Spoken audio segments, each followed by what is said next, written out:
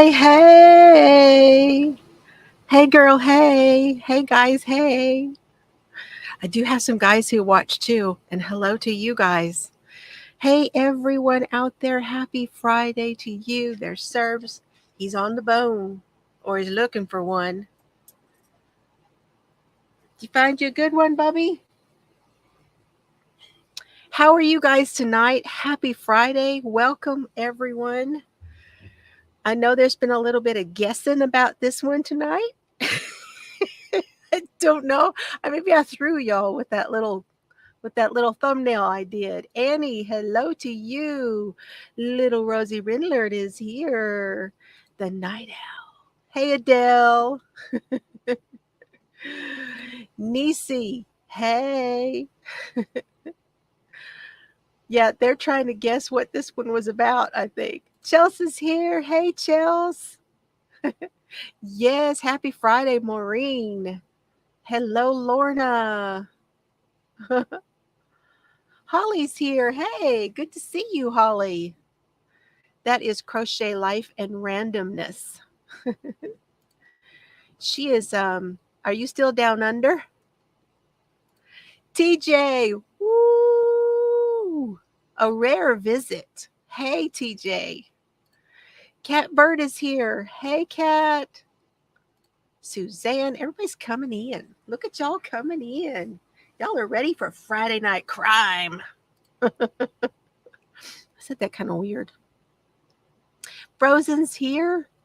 Yay. Okay, she's climbing out of the rabbit hole. She was trying to figure this one. She was trying to. Now, there are some very specific reasons why I chose this particular case to talk about tonight. It is reminiscent of some other things that we have talked about, so I thought, why not? Let's do that. That'll be fun. Okay. How are you guys doing? What are you working on? What are you drinking? Hey, John. That is Nisi's mama. Good to see you, mama. Good to see you. I'm glad you are here.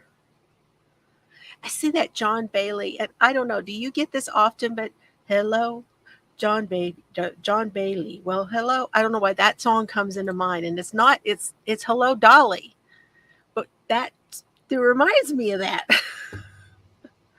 Too funny. Oh well, I think I'm funny. I need to just be quiet. Eating dinner, thank you. Okay, cool. Yep, that's Nisi's mama. I met the two of them, and we broke bread together. Guess what cup I got tonight, Nisi? Why not, right?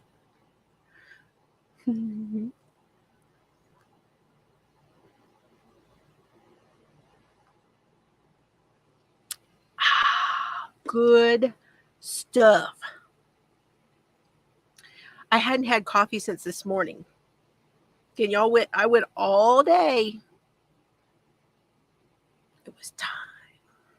Coffee and crime, y'all. I got some new stickers coming. Whoop, whoop. Hey, Sandy.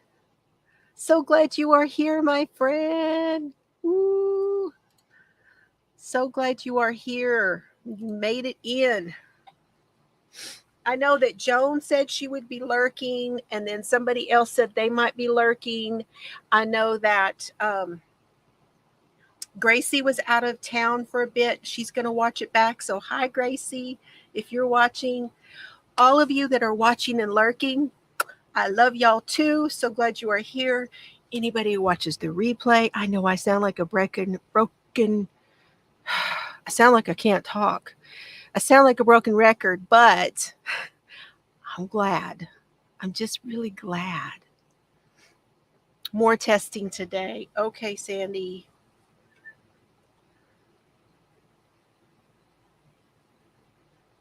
It is hitting.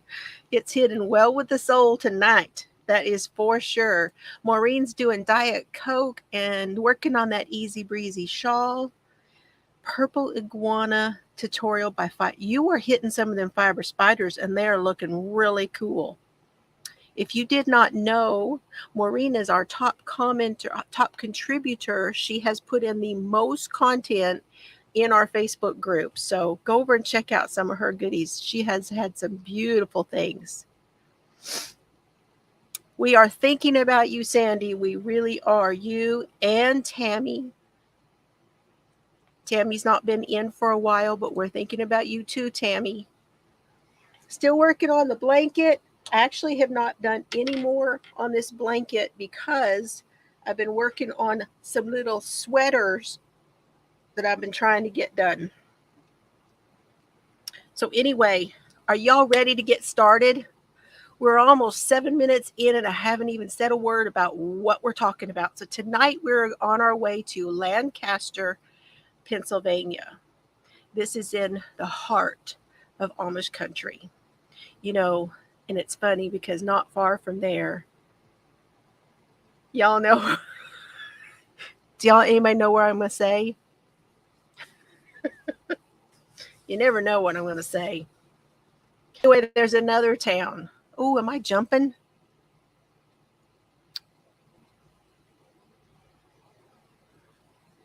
Looked like my internet was jumping just a bit.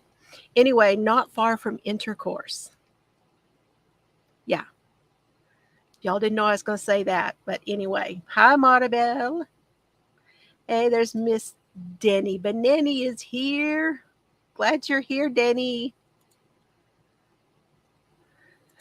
Yeah, it's not far from the marshmallow store either, Chels. Exactly right. That is exactly right. There's an Amish store that we went to.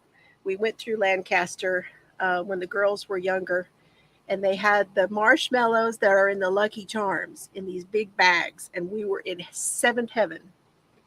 We found those again somewhere, didn't we, Chels? I don't remember where it was. Let me bring in my hands so you can see what I'm working on.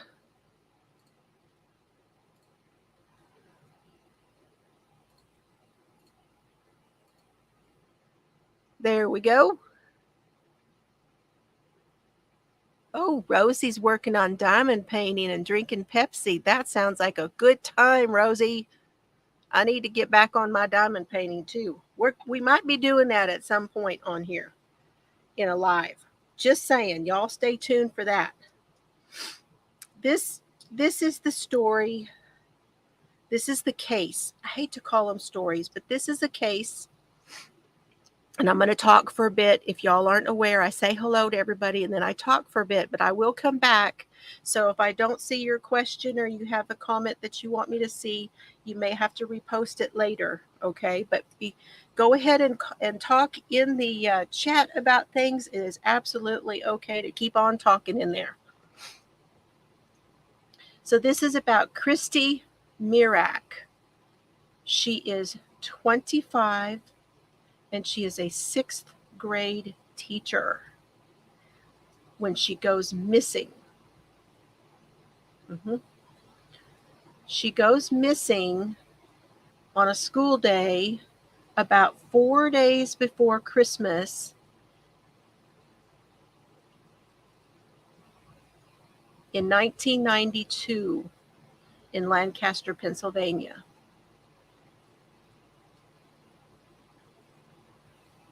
Okay, that just did not look right, so I had to fix it.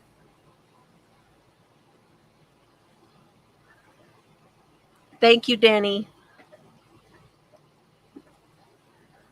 Now, her school principal's name is Harry Goodman. At the time, he was a principal. He is the former principal these days, but back then, he went looking for her.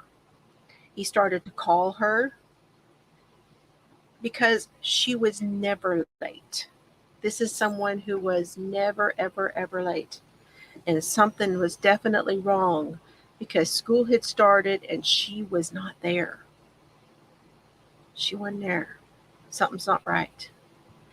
So he calls her over and over and over and he cannot get through to her. So he decides he's going to go to the house and go see what's going on, see if maybe she needs help. He had talked to her mother, and her mother could not get a hold of her. And her mother asked if, because the mother and the rest of the family, several other members of their family, were more than 2 hours away from her. So there was no way they could get there. So he went down to her house. Now, when he gets there, first of all, Christy grew up in a really large family. Okay, she had several sisters, at least one brother, maybe two brothers. I mean, from what I could tell, there was probably about 8 people in this family that she grew up in, and she had always wanted to be a teacher. This reminds me of when my girls were little, actually, because at least one of my girls, Chelsea, talked about being a teacher. She still talks about it.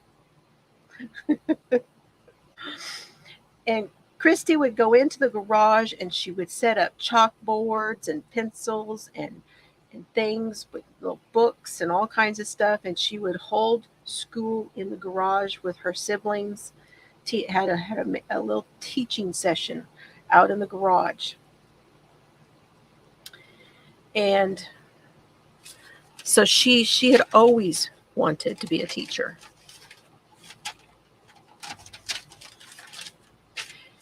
She was one of those people that really would do anything for you. Super kind, super generous, and she grew up being told to be cautious and be aware of her surroundings. She was not someone that would not have known how to take care of herself. She was out on her own. She had her own apartment. And of course, there were no cell phones at this time. Okay? And so when the principal went to her house and he got there, and the door was open, slightly open. And he opened the door and he went in, and that changed his life forever. He ran out of the house and he ran to the neighbors' houses all around. She lived in an apartment complex, and he went from door to door until he finally found someone who would let him in so he could call 911.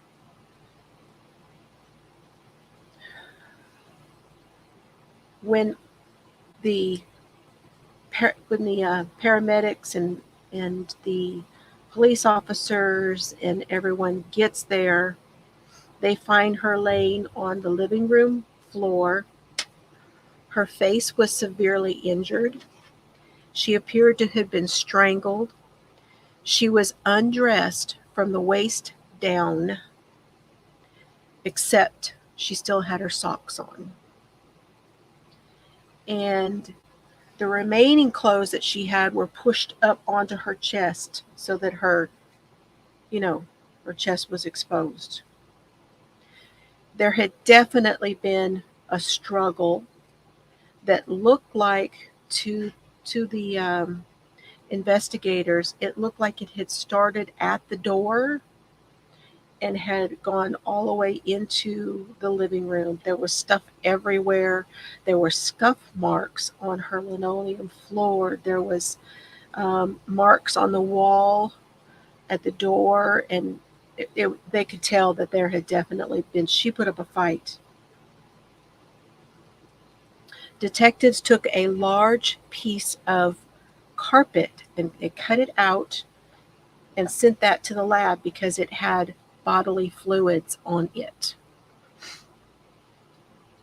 Now, they did a canvass of the neighborhood, which revealed an eyewitness. Now, not an eyewitness, but a witness. An eyewitness would have seen it happen, but they found someone who was out walking her dog, and around the time of Christy's murder, on that morning, she was walking her dog and she saw a car which was parked across from the complex, across the street from the complex. and it was like a white or a light colored vehicle. And she also saw a muscular man with dark curly hair that got out of the vehicle and walked across the street in very much in the same area as Christy's apartment. So she and her roommate then came out of their own apartment, and they were talking outside, and they remember hearing a scream. They don't know where it came from. They could not have been sure where it came from. They did not tell anyone about the scream until they were interviewed, which I find kind of strange. Anymore, somebody screams and everybody calls it in. So it's kind of weird, but things were different. Just saying, this was 1992, not the 80s, like a lot of the things that I talk about. So these two women did help develop a sketch of the person that they saw. And this sketch was put out to the public, but it did not render any good leads. They had a few people call in, but it did not really give them anything to go on. Now, interestingly, Christy had a roommate. She had a roommate. But that roommate, I didn't see anything that reported to who the roommate was. But can you imagine her life after all of this? Knowing that after she left very, very early in the morning, that this would have happened in their apartment. And sometime after she left, Christy was attacked at the door. Now, a day after her murder, a man showed up at the school looking for her, at her school. And everybody at the school was like, what in the world? How does this person not know what has happened here? So that was very, very suspicious to them, and they called it in. And it turns out that he is her ex-boyfriend.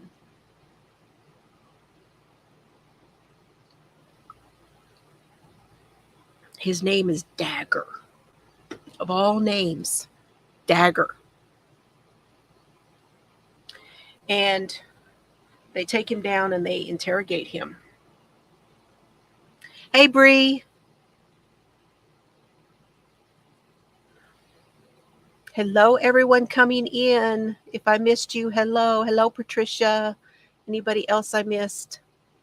Glad you're here.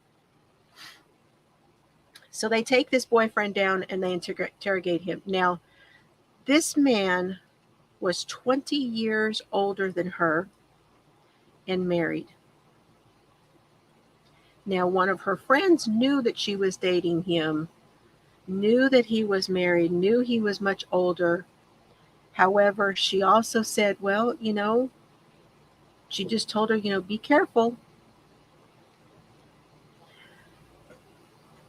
During his interrogation, he told them, he said, well, I could not have been there because at that time, I was moving back in with my wife. It turns out that Christy had broken up with him 2 days before. 2 days before she was murdered. And he was moving back in with his wife, and he was at the DMV getting his car registered. And they confirmed it. So he had not a perfect alibi, but he had an alibi which worked for him. Hi, Kathy. So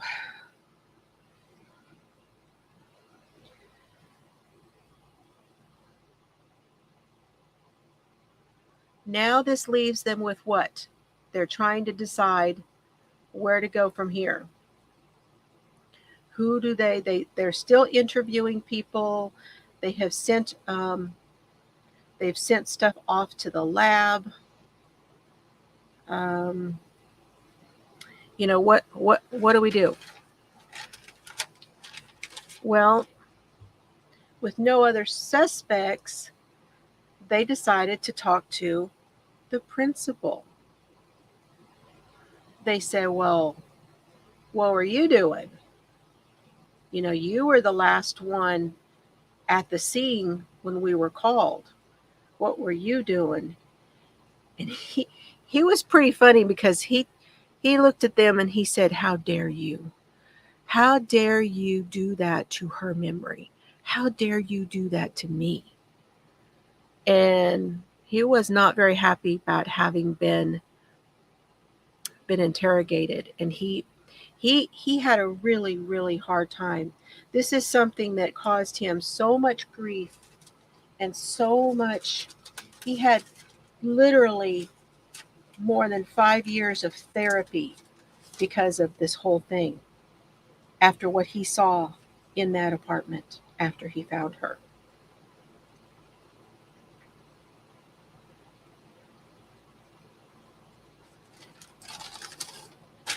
Just going back and checking my notes, y'all. If you're hearing wrestling around, hi Debbie. Good to see you. So now what do? He's cleared. They don't really have much to go on. Christy was buried. They had her funeral, and they had a completely packed church. It was standing room only, both inside and out of the church. There were so many people at her funeral. Police interviewed over 500 people. They got nothing to go on, except they had a few reports of a peeping Tom. Now, this was peeping Tom that was in that apartment complex where she lived. And they tried to find out who this person was. They looked into it as much as they could, but they didn't ever really have a good description to go on. Nothing really to tell them who this person might be. They interviewed more and more people. By 1995, it's gone to cold case. It's really cold. They've got no really anything to go on, which makes it a cold case. In December of 2007, which is 15 years after the murder, the family pays for and puts up a billboard, very much like what Duty Ron did over in California for the Bakersfield boys. They paid for this billboard. They put up, and they thought maybe they could possibly get something where somebody would say, I remember that day, or whatever, and come forward. But they didn't ever get any really good clues from that either.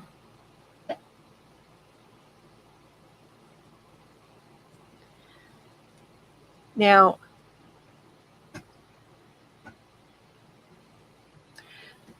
at the autopsy, they determined that Christy had been sexually assaulted. Her cause of death was strangulation. The manner of her death was homicide.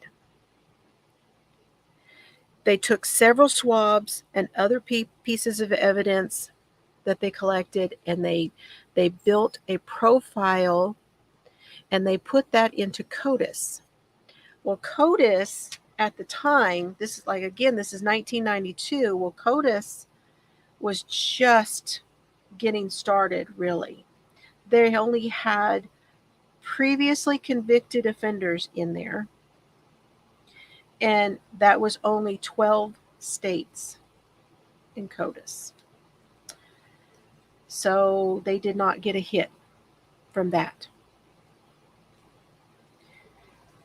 Now I want you, okay, now here's why I really wanted to talk about this one. If we go back to our book club, when we talked about Paul Hull's book about the Golden State Killer. Anybody remember us talking about that? Now, if you don't join us for our book club every other Tuesday, it's a crime-related book club that we do. I encourage you to go over there. We learn a lot from the books that we read about crime and how they are caught, and it is actually really cool to get that. So I encourage you to go back. But if you go back and watch the series we did on the Paul Hull's book, you will know that Paul he partnered himself eventually. It took him a bit, but he had partnered with Michelle McNamara. And she was the one who had the book, I'll Be Gone in the Dark. There's a podcast. There's a made-for-TV movie, I think. I say made-for-TV. I'm dating myself, but there is a documentary. She was the one who decided to use the DNA database from 23andMe. She'd had her DNA done, and she proposed to Paul that maybe they try using that database. She had some inkling that they might open up the possibilities of some of these suspects. Shad, hey, my friend. Good to see you. Hi, Margaret. Glad to see you too. Okay, let me answer a couple questions here. I watch so much stuff. Sometimes there's no way I can even tell you where I have seen the case. I either read it in books or I see it on different crime-related shows. I'm just a consumer like everybody else. I just love to come on here and talk about it to everybody. I'm really glad you're here, Shad. I miss seeing you. Okay, so keep that in mind. But in 2015, okay, Christie's case goes to the Lancaster County District Attorney's Office. All right. And this is where things start to change. The prosecutors began to use something. They began to use a company that they had heard about. And that company was called Parabon. And Parabon was doing what they called phenotyping. Okay. And this is where they take people's DNA and they build a digital profile. And this profile is based on a lot of different things like, what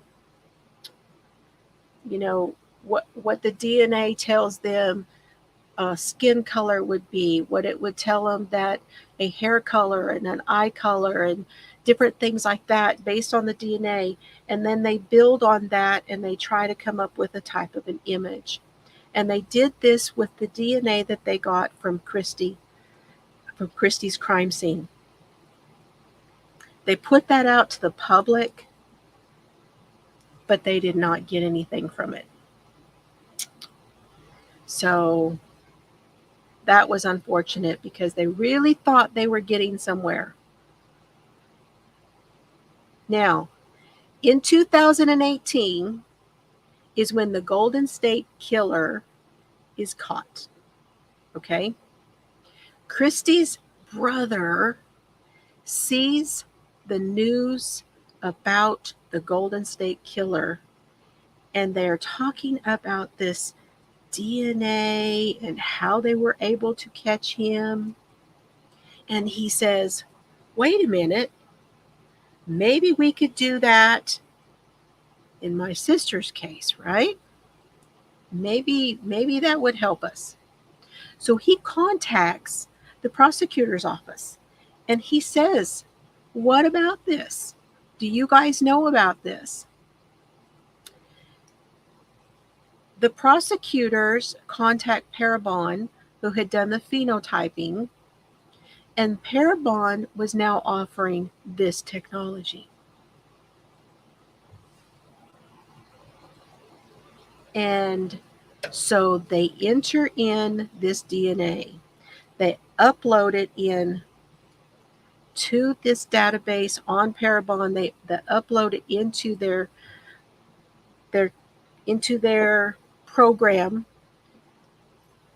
to look for matches to relatives. And they get a list. They match it to a list of relatives. They match this DNA.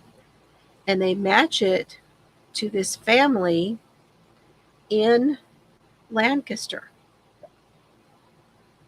So now there's a woman that was working at Parabon, and I have seen her on some other programs. And it's fascinating what she does. She uses not only, and they all do this, and I really think it was on, might have been on I'll Be Gone in the Dark, might have been on that one. TJ, do you remember that? If you're still here, he might remember. Anyway, she talks about how she uses newspaper clippings. She uses like birth and death records, and she uses social media, and she uses all kinds of things to kind of build, if these people were in this area and they interacted with people in this area, maybe there's going to be some sort of a record of them having interacted. So she's building backward in the DNA. So she's flipping it and she's trying to find the descendants. I think it was on there that I had seen her. And she's worked on a lot of very high profile cases. Let's put it that way. She's good. Can't remember her name. I'm sorry, you guys. I don't remember. And she figured out that based on the fact that they split his DNA out and they found some where he might have been partially Puerto Rican and partially these other things. And she thought, let's work on that Puerto Rican part. Well, she found this man based on the age and all of those things. And she found this guy, and he spoke, it was an article. He was a local celebrity, and someone had done a little article on him in the paper, and he talked about barbecuing the way his dad barbecued, the Puerto Rican way. And she was like, I think this is our guy. Okay, now we've got this guy. And so a group of detectives, and here's another one. I'm going to pull you into another case that I spoke of, and that was the Farian Wardrop case, which got me fascinated with true crime. Farian Wardrop was the serial killer that was on my front porch. You can go back and watch my video. Was like either saying it was my second podcast I did on Stitch and Crime. They caught Farian Wardrop, the detective did, by waiting for him to discard his cheese crackers on a coffee cup. And he went and picked up that coffee cup, and he caught him. He sent that off to the lab, and they caught him with that. Same thing here. A group of detectives set up a surveillance, right? Now, they have a name for this now, and I believe this is called discarded DNA by most of them. They may even have other names for it, but I believe it is called discarded evidence, discarded DNA, okay? A female detective followed him into a basketball game and interacted with him at the game. He left behind a water bottle and some chewing gum. Now, I don't know if the chewing gum was on the edge, like you're eating something and you might stick your gum. People do it. Well, she collected that water bottle and she collected the gum that was analyzed, and it came back to a man named Raymond Lowe,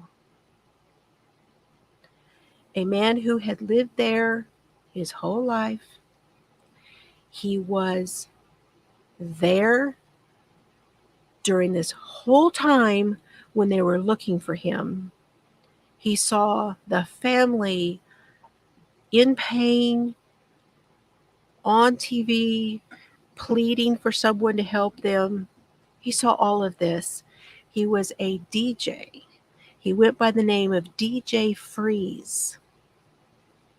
He worked at local bars and establishments. He worked weddings. He had no previous record, which is why they did not find him in the CODIS. He and Christy lived very close to each other. Christy enjoyed the nightlife with her friends. So it's quite possible that she came in contact with him in some way, that he had seen her in some way. Maybe she requested a song. You never know. They don't know. Nobody knows how they interacted, how they first. However, when he was interviewed, they said that he became really nervous because they asked him about what kind of car he drove. And they found out it was a white, light-colored car that matched the car that was seen. But he also became extremely nervous when they talked about, well, you wouldn't know anything about some peeping Tom in that area. He got really nervous then. So their working theory was that he was the peeping Tom. He had seen her out and about. He had seen her in that neighborhood. He was spying, and he attacked her. And that is their working theory because he wouldn't tell them what happened. However, he did negotiate a deal. So there was no trial. They negotiated a deal, and he took a guilty plea. He was given life without parole, plus 60 to 120 years. They got him on peeping Tom, burglary. Now, I don't know how they did the burglary, except that maybe he broke in, because they're pretty sure with the struggle that she didn't let him in. And the murder. And that, thankfully, it is very rare for these cold cases to be solved. And I also wanted to do that for TJ because he and I talk about that all the time. We have an interest in the cold cases.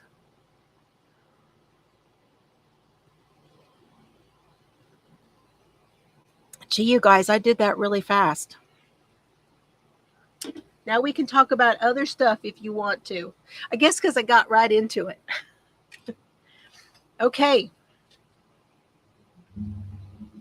Very interesting, right?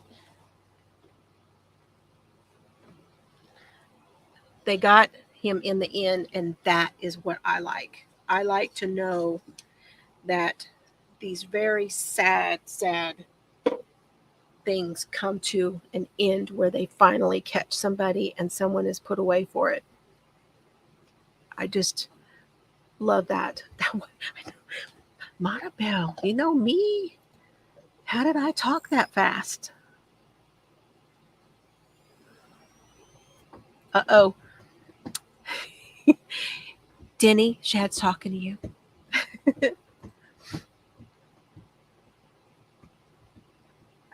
See, now I hadn't seen that. Where did you find that article? Niecy found it. She went down a rabbit hole and she found that thing. Way to go, Nisi. Where did you find that article? If you don't mind, send it to me in an email. I would sure like to see that. Or just tell me, and I will come over here and look it up. What yarn? Okay. So this yarn is the James C. Brett Marble Chunky, and it is called MC45 is the color, and it does this all by itself. And I love to marl this stuff together, and it's so cool when I get this and it's already marled. I love the marled yarns, the marls and the tweeds. Oh, come in, let's face it. I'm such a fiber floozy.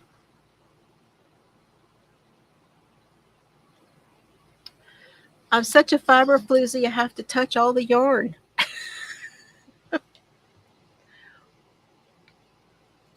Well, we have been talking about how there's so much heavy stuff out there. I thought we were going to get something new today on Gilgo Beach. However, it was more about the family and how they're doing. They actually have a lawyer. I don't know if you guys are aware of any of that. So it's going to be a blanket. Makes you want pumpkin spice latte. Well, go get it. No, I don't think it's out yet. I don't think is the pumpkin spice stuff out yet, you guys? Oh my gosh, I don't think yet. I think you have to wait till next month or maybe October. I don't know. When does it come out? You may have to make your own. It is a very fall looking color though.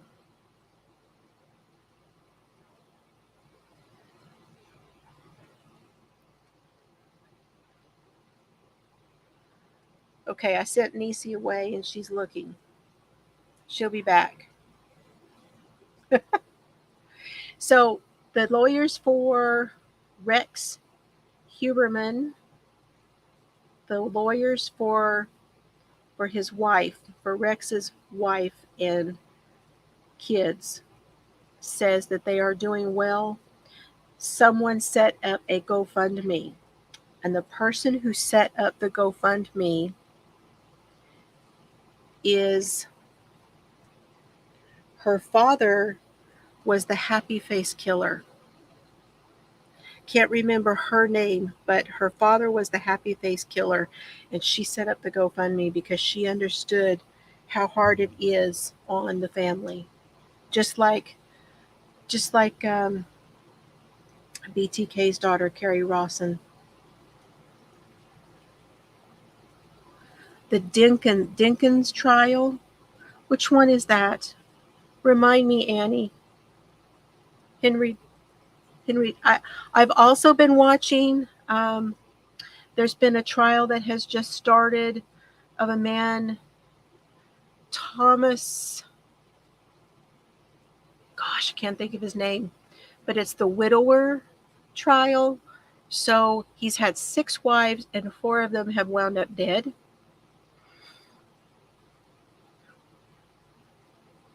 Oh, you Googled DJ Freeze. Okay. Thank you. Well, let me see if I can find it. Hold on.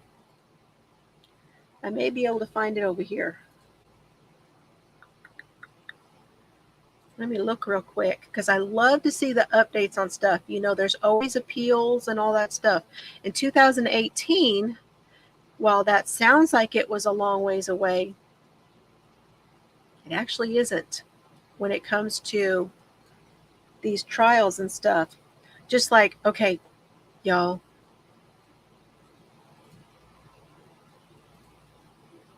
There we go. Y'all, TJ is calling, and I love this. He's calling the Kohlberger case the cornholer case. So if I happen to slip and say cornholer, there you go. That one could be a while. because there's a lot going on of this back and forth. Good night, Maureen. Thank you for coming in. So glad you were here. Good night, Sandy. Thank you for being here. I'm glad you could be here. Yes, Yarny, hugs to you too, my friend. Okay, DJ Freeze. Raymond DJ Freeze.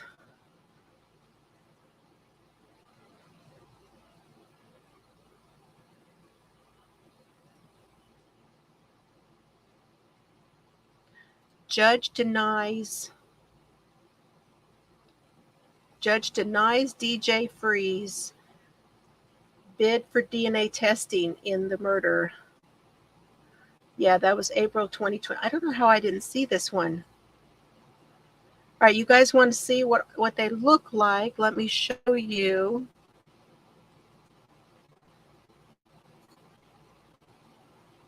There we go.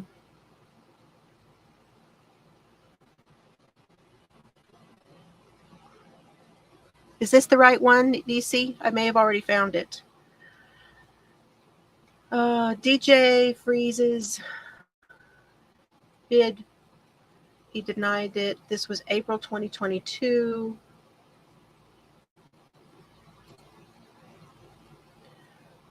That's the district attorney. Okay, now you see this gal right here? Gosh, they don't have her name in here. She was a child in school there when this happened, and she wound up as a prosecutor, and she really wanted to work on this case. Lost his bid to have DNA testing done on those items. He thought it would show he wasn't responsible.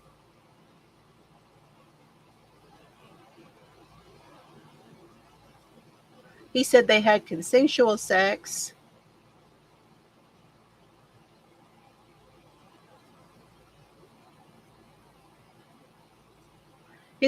The judge's opinion was, unlike the petitioner, the record does not lie. Oh my gosh. But there he is, and there she is. Yeah. Anyway, there's a whole lot of, I try not to show it when these things are popping up all the time on the stuff. Some of these links are kind of hard to read because of all the stuff that pops up.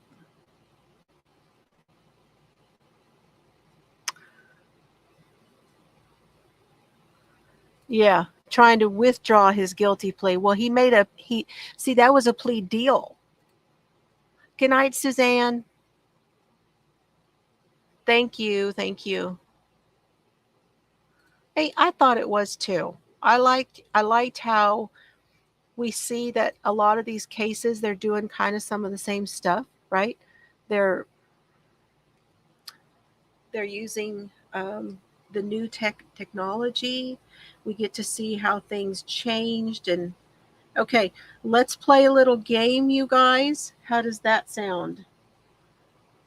Let's play a little game, and we will give away a sticker. Okay. I have got something where I can ask you a question. Let's see if I can find it.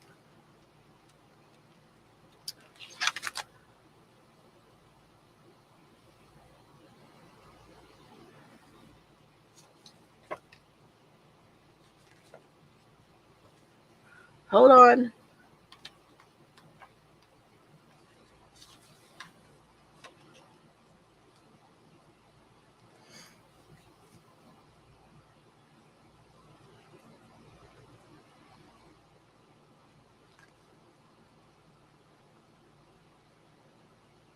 Okay. What's the difference between a coroner and a medical examiner and a bookmark? Yeah, we could do a bookmark. We could do a bookmark and a sticker. Oh, you're going to have surgery. Okay. Okay, I wondered. Oh my gosh, he killed her and then went home to his fiance. Yeah, she was. They. He was. I know that he was married, and the wife divorced him. That much I remember hearing about later.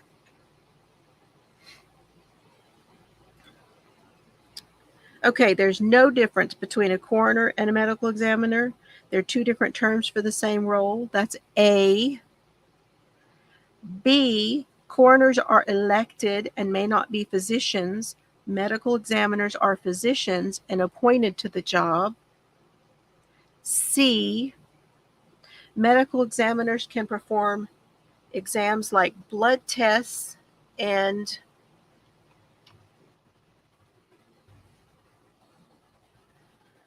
visual examinations, while autopsies must be performed by coroners.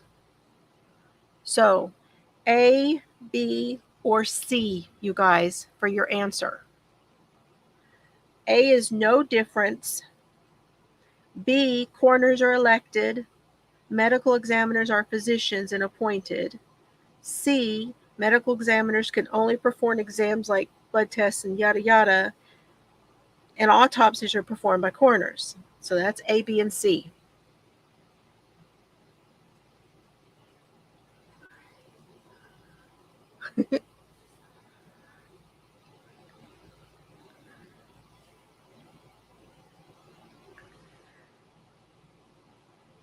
Medical examiners can only perform exams like blood tests and visual exams, while autopsies must be performed by coroners. That's what C was, Annie.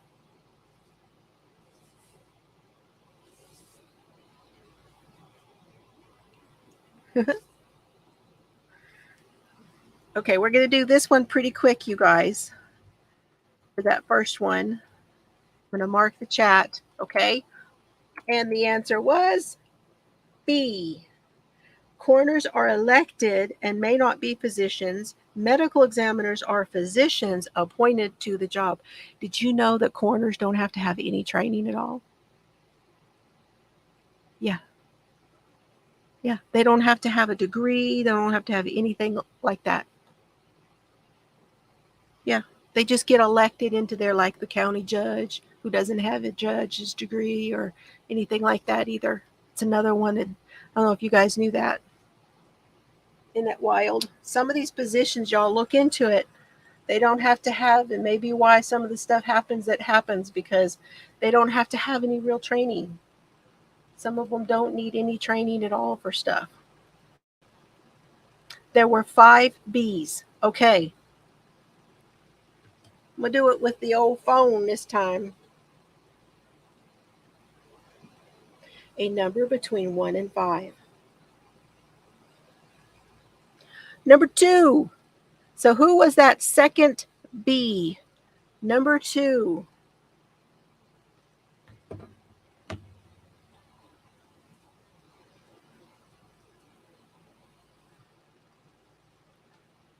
Back to the bushes. Okay.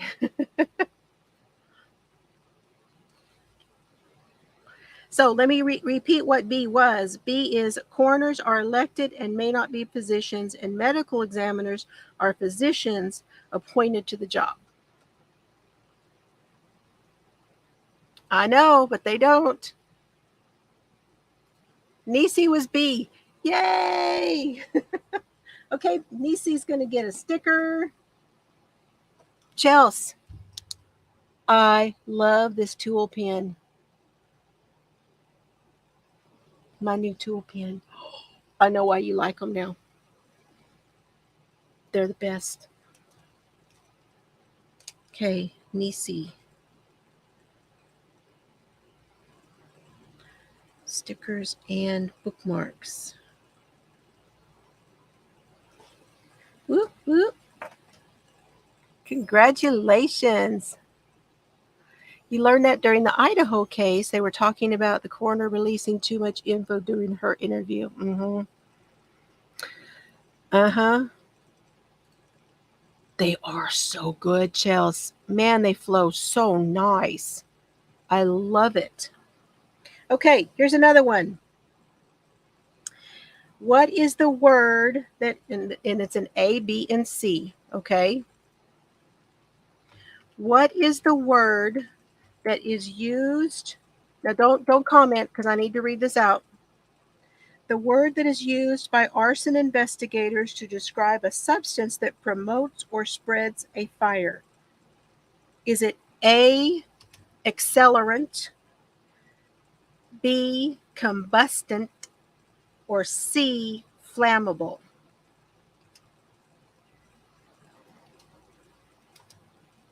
Gotta hit the right button. Okay. Okay, Nisi. I bet you do. They're wonderful. Okay. A is accelerant, B is combustant, and C is flammable.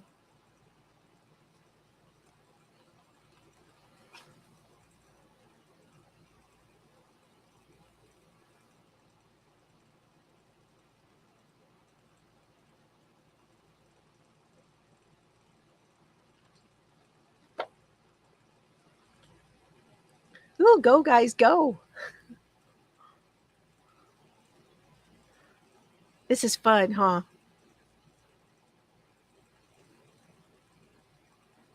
And the book I'm using, this is the book I'm using.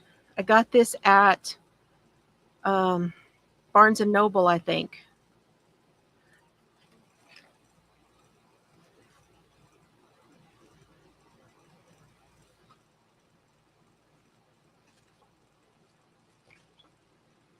Okay, ready? Like I said, we're going to do this one pretty fast. Oh, if I could just punch the right buttons, it would help. Lordy, lordy.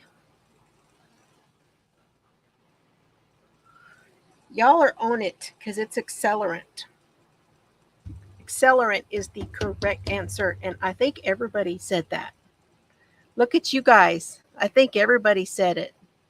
What do we got? We got 1, 2, 3, 4, 5, 6, 7, 8. Is it 8?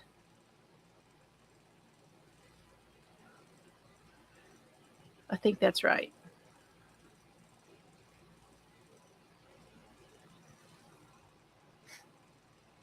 Okay. Oh, yep. A number between 1 and 8.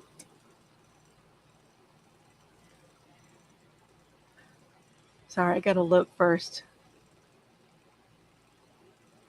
Oh my gosh. Y'all aren't going to believe who it is. Number 4. I know who it is, but she's going to have to tell me. You're going to have to tell me what stickers you have.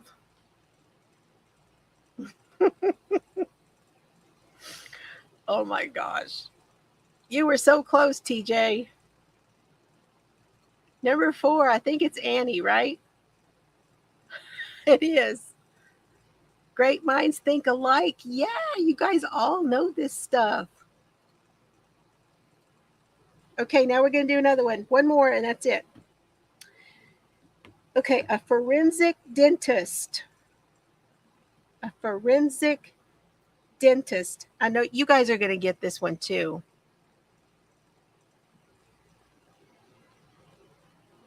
She's got them all on her Kindle. Oh, how fun. That's a good idea too. Since I have mine in a cover, I don't know if I'd see it. I thought about putting some more of them on my laptop. Okay, all right. I'm going to say it, and then I'm going to hit the button so the mark will go up, okay? One more. A forensic dentist is what? A is entomologist, B, odontologist, or C, pathologist. A is entomologist, B is odontologist, and C is pathologist. What is a forensic dentist called? A, B, or C?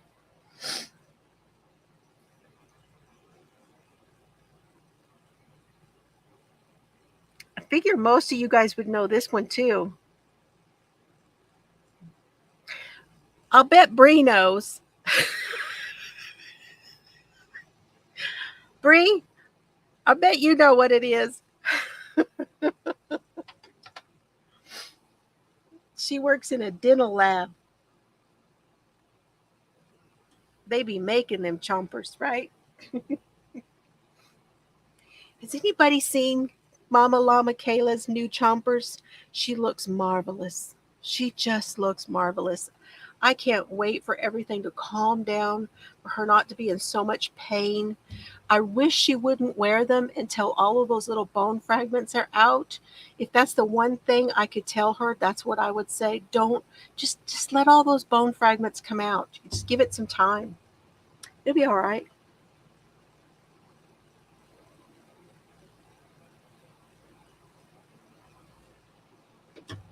Mr. Fiber waited a really long time before he got his dentures.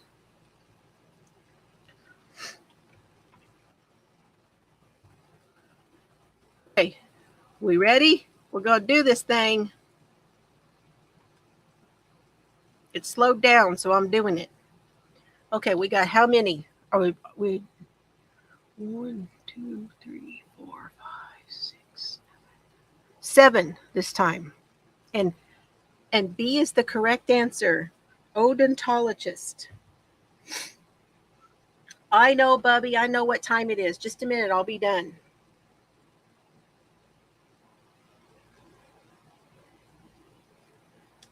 A number between 1 and 7.